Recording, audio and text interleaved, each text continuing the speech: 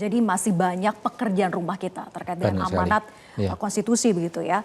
Oke, ini kita ada polling dari sosial media hasilnya. Dari Ukraina hingga jalur Gaza, konflik seakan tak pernah reda. Aksi saling balas serangan Iran dan Israel bahkan memicu narasi Perang Dunia Ketiga. Nah, hasil dari polling yang kami lakukan, mayoritas responden menyatakan khawatir terjadinya Perang Dunia Ketiga. Saya ingin ke Prof. Dewi. Prof. Dewi, benarkah sebetulnya dunia berpotensi kembali mengalami perang dunia dengan kondisi politik dunia saat ini?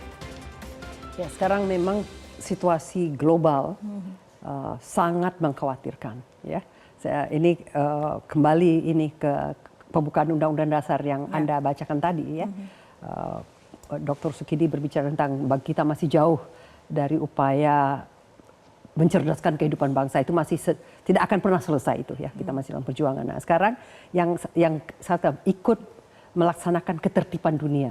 Dunia sekarang ini sangat tidak tertib ya. Kan dikatakan ikut melaksanakan ketertiban dunia berdasarkan keadilan ya, kesetaraan dan perdamaian abadi ya. Perdamaian itu tidak pernah terjadi abadi. Kita selama abad ke-20 ada 2 perang dunia besar. Selalu ada konflik. Perang dunia 1, perang dunia kedua, kemudian perang dingin. Ya. Jadi di dalam kehidupan manusia ini perdamaian itu terjadi di antara perang, ya, atau perang itu terjadi antara jeda perdamaian. Nah, kita menikmati era yang relatif damai selama perang dingin, ya, tidak ada konflik yang langsung antara negara-negara superpower, tetapi selama perang dingin pun di Asia Tenggara, Anda ingat itu ada perang Vietnam, konflik di Kamboja itu perang panas ya.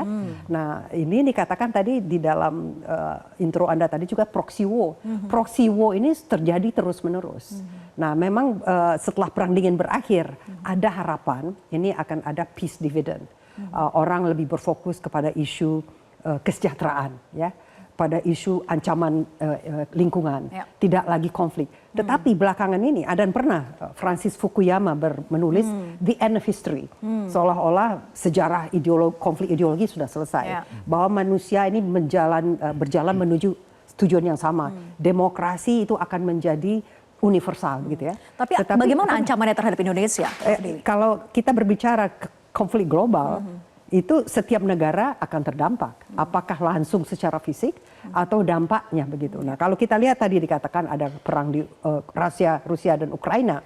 Dampak globalnya yang langsung kepada kita adalah masalah ancaman food security ya, krisis pangan, ancaman energy security ya, itu energi itu mungkin tidak langsung kita karena kita tidak mengimpor langsung kepada dari Rusia, tetapi itu langsung berdampak ke Eropa misalnya yang ini. Kemudian ancaman kita mengimpor tidak hanya gandum dari Ukraina tetapi juga pupuk dari Rusia. Nah, ini apa yang terjadi di Palestina ya. Sebelum sebelum Iran masuk pun itu Houthi yang ada di Yaman, kelompok pemberontak Houthi yang didukung oleh Iran, jadi ini proksinya Iran, itu menyerang kapal-kapal tanker pelayaran di Laut Merah. Begitu kapal tanker diserang itu apa namanya? Itu mengganggu lalu lintas perdagangan. Kapal-kapal dagang ini asuransi naik. Barang tidak bisa lewat dan yang lewat pun sedikit dan mahal harganya. Jadi itu semuanya terdampak. Jadi kita juga bisa terseret kalau kita itu orang tidak berbicara tentang konflik di Laut Cina Selatan. Bagaimana sekarang ini antara RRT itu dengan negara-negara claimant, terutama dengan antara Filipina dan Vietnam dan RRT, itu juga bisa memicu konflik karena tidak hanya negara ini yang terlibat, karena Amerika ada di situ dan Jepang ada di situ, Australia juga masuk di situ. Ini adalah kawasan kita sendiri. Jadi ini jelas akan ancamannya kepada semua negara. Semua negara. Kalau Asia Tenggara tidak aman, kalau perlayaran global tidak aman, itu akan mengancam kita. Jelajahi cara baru mendapatkan informasi. Download Metro TV Extend sekarang.